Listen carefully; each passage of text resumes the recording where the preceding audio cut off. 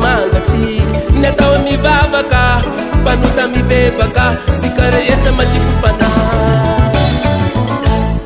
zaho arô tsy vadike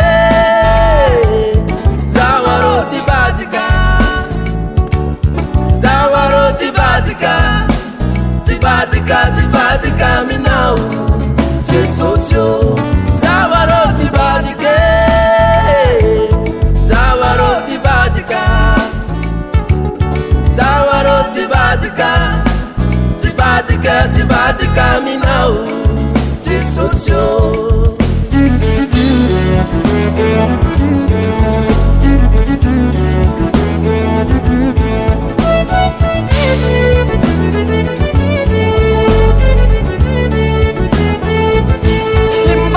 Kilalao, manjadina hoano atao minitsy malala loza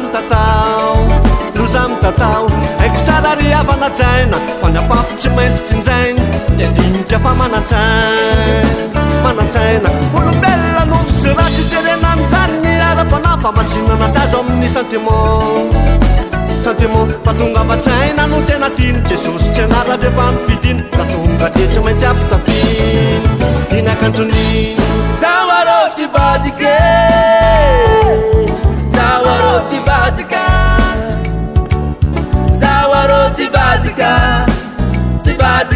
vadika minao Jesosy zaho arô tsy vadike zaho arô tsy vadika zaho arô tsy vadika minao Jesosy raha izao sy nakona dia nompo an Jehova izay ary terazy manjaky zay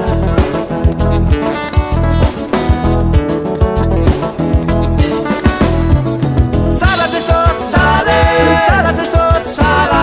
Eva Jesosy bebe Eva Jesosy beba Sua Jesosy sue Sua Jesosy sua Sara Jesosy sare zaho arô tsy vadike zaho arô tsy vadika zaho arô tsy vadika minao Jesosy zaho arô tsy vadike